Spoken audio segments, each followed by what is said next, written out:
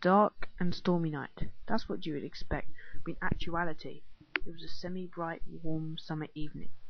Sure, we had our fair share of rain, but that was so more in the spring and autumn. The setting sun felt nice as I sat in the folding chair on my back porch. An ice-cold beer was in my hand, and I was relaxing after an 11-hour shift at work.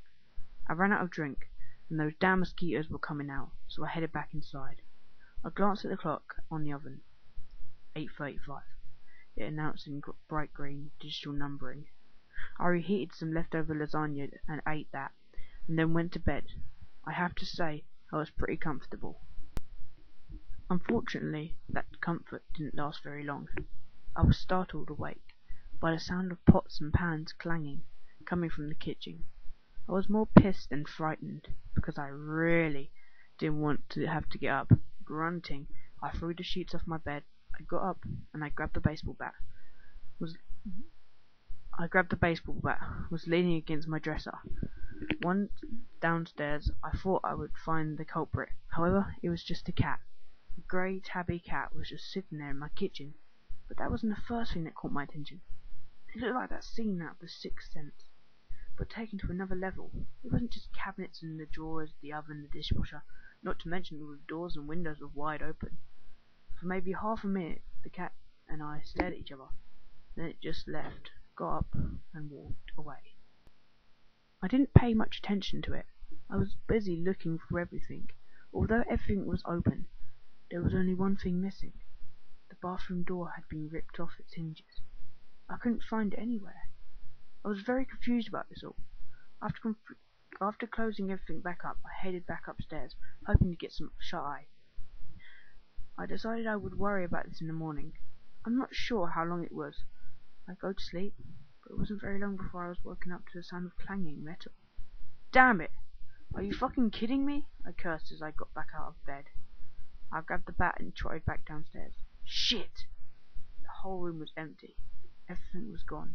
And when I say everything, I literally mean everything. All the cabinets on the walls, the furniture, my books, they were all gone. It was just me and my bat.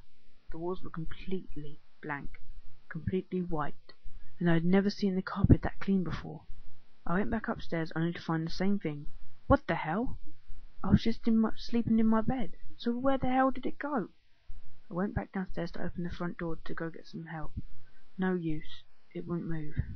I went to the window and tried to open it. It wouldn't budge. Might as well try, I thought, taking a swing with my bat. The bat hit the window with the vending crack. The window wasn't broke, and now I had an oversized shank in the place of my bat. Great. Just great. I tossed what I was left of my bat across the room and sat down. I closed my eyes, relaxing, while trying to come up with an escape plan. After maybe a minute, I opened my eyes. The bat was gone, but it was very bright in here now. I looked out the window, and it was still pitch black out there. I looked around the room trying to locate the light source, but strangely, as if it wasn't already strange, there wasn't one. There was some undefinite source emitting light, and it was bugging me that I couldn't locate it. You know what? It's like when you normally tune something out, but you notice it's for the second or third time in your life, and it's annoying as hell. That's what had just happened. I noticed how the white walls were. The light was getting stronger. It seemed to be coming from everywhere. It was all blinding and giving me a massive headache. So I tried to look down at the carpet. It didn't help at all, as the carpet was white too. I just held my eyes closed as tight as I could, and I held my hands over my eyes. Even so, the light was sweeping through. It felt as though the light, maybe even the colour itself, was becoming tangible. It was beating me, scratching me. I tried to fight back with one of my hands, but it was useless. I ended up going blind, but I'm specially taken care of. I hear voices, and they're nice voices, but most of the times I have no idea what they're talking about. At least I don't have to see those white walls anymore. Police found this man in his home after receiving a report of screaming coming from the residency. He was severely wounded, all of them self-inflicted. The worst of the wounds was in his eyes, which had been torn out. He is now a patient at St. Philip's Mental Hospital. His episode started that night, the night of March 30th, 2012.